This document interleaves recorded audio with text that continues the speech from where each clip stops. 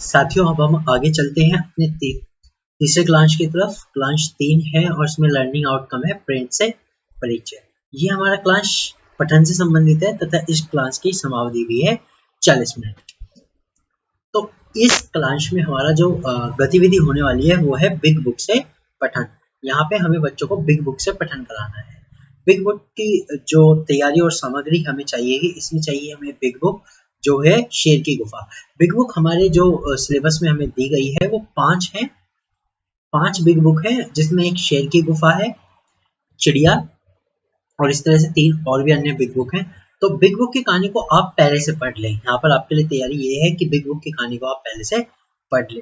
शिक्षक के लिए मुख्य बातें: सभी बच्चों को गतिविधि में शामिल करें तथा सभी बच्चों की बातों को ध्यान से सुनें और सकारात्मक प्रतिक्रिया दें। सभी बच्चों की बातों को ध्यान से सुनें और उन्हें सकारात्मक प्रतिक्रिया दें। जब भी आप कोई प्रश्न पूछते हैं तो बच्चा कुछ भी आपको जवाब दे सकता है। आप पहले तो उस जवाब को ध्यान से सुनें तथा अगर वो जवाब गलत है भी तो भी आप उन्हें थोड़ा सकारात्मक प्रतिक्रिया दें, एकदम से नकारात्मक प्रतिक्रिया आप ना दें। तो अब शुरू करते हैं। देखिए, क्लास की शुरुआत आप किसी छोटी कविता से करें। बच्चों को चलने फिरने, उठने बैठने का मौका दें। इसके लिए 5 से 7 मिनट का समय दें। फिर आप सभी बच्चों को गोल घेरे में आपस में बिठा लें और सहज करें। सबसे पहले वही, जबकि क्लास की शुरुआत करते हैं कोई छोटी कविता से आप कर सकते हैं और उन्हें उठने बैठने, चलने फिरने का मौका दें। इसमें आप 5 से 7 मिनट का समय उन्हें दें। उसके बाद सभी बच्चों को गोल घेरे में आपस में बिठा लें और इसके बाद बिग बुक शेर की गुफा का मुख्य पृष्ठ सभी बच्चों को दिखाएं। ये मुख्य पृष्ठ है, इसको सभी बच्चों को दिखाएं।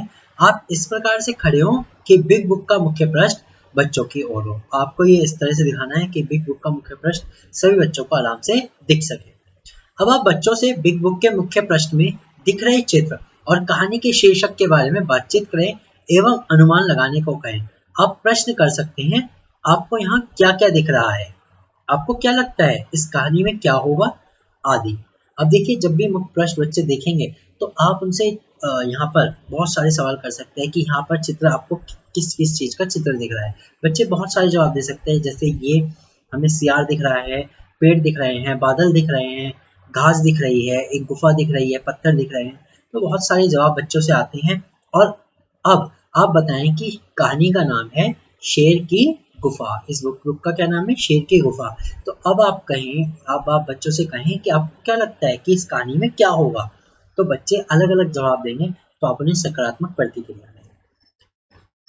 इसी प्रकार बिग बुक के सभी पृष्ठों को एक एक करके पलटते जाएं और पृष्ठ पर बने चित्रों के आधार पर बच्चों को कहानी से अनुमान लगाने को कहें। अब आप बच्चों को अभी पढ़ के ना सुनाएं, आप पहले ये कहें कि इस चित्र में क्या हो रहा है, ये दोनों क्या कर रहे हैं। इस तरह के आप प्रश्न बच्चों को दें और बच्चे बताएंगे कि ये जो सियार है वो गुफा की तरफ कुछ इशारा कर रहा है। फिर आप कहानी को उचित हाव भाव और उतार चढ़ाव एवं प्रवाह के साथ पढ़ें। पढ़ते समय प्रत्येक पृष्ठ के शब्दों पर बाईं से दाईं ओर उंगली रखें। फिर आप बच्चों को ये कहानी पढ़ के सुनाएं। पढ़ते समय बाईं से दाईं ओर उंगली रखते हुए आपसे पढ़ें। सियार और सियारिन अपने बच्चों के साथ घूमने निकले।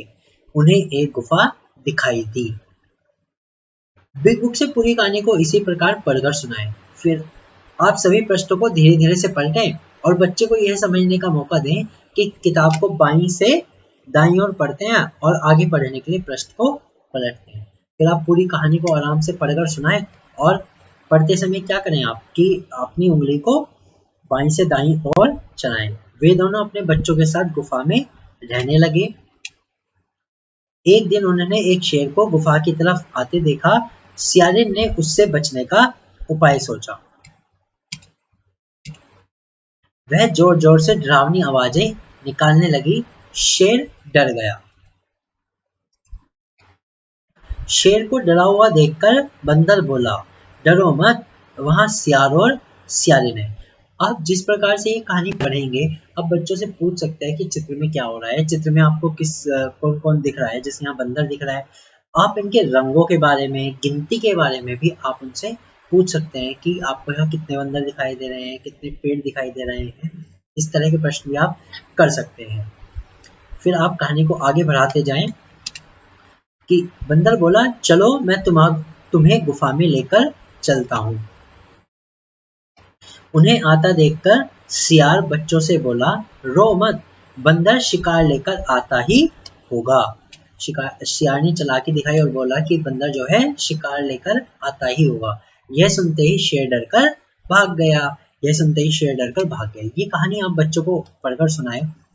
आप बिग बुक का आदर्श रूप से पठन कम से कम 2 से 3 बार करें। बच्चों को 2 से 3 बार पठन आप करें बच्चों के सामने, और बच्चों को यह समझने का मौका दें कि आप बाईं से दाईं ओर पढ़ रहे हैं तथा जब कहानी आगे चलती है तो आप पृष्ठ को पलटते हैं। इस दौरान बच्चों को यह भी समझने का मौका दें कि इस किताब के हर पृष्ठ पर जो चित्र बने हैं वह कहानी में जो रहा है उसी से संबंधित है। आप बच्चों को यह समझने का मौका दें जो आप कहानी पढ़ रहे हैं और जो चित्र बने हैं वो आपस में संबंधित है। अंत में बच्चों द्वारा बनाए चित्रों पर जो अनुमान लगाए हैं उन पर बातचीत करें, और अंत में बच्चे जो भी चित्र पर अनुमान लगाते हैं कि चित्र किस चीज का है, इसमें क्या हो रहा है, उन पर भी बातचीत करें। शिक्षण प्रक्रिया की समीक्षा। क्या सभी बच्चों ने कहानी समझी है? इसके आपके पास 2 ही जवाब होंगे, हाँ या नहीं। यदि हाँ तो आपका जो शिक्षण प्रक्रिया है वो बहुत अच्छे से रही, आपने एक उत्तम तरीके से बच्चों को कहानी स्पष्ट की है। यदि नहीं तो उन बच्चों की पहचान करें और अगले दिन जब बिग बुक पर कार्य करें तब उन पर थोड़ा और अधिक ध्यान दें।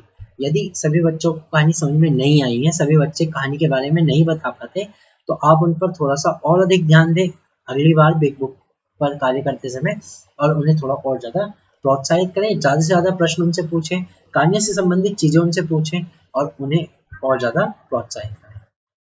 दोस्तों धन्यवाद। इस तरह से हमारे दिवस 1 की प्रथम दिन की जो कार्यशैली थी वो पूरी हो गई है। उसके बाद आप अपना जब ये सारा कार्य हो जाता है तो वार्षिक ट्रैकर को भी आप अपनी आधारशिला में हाथ के हाथ भरते रहें।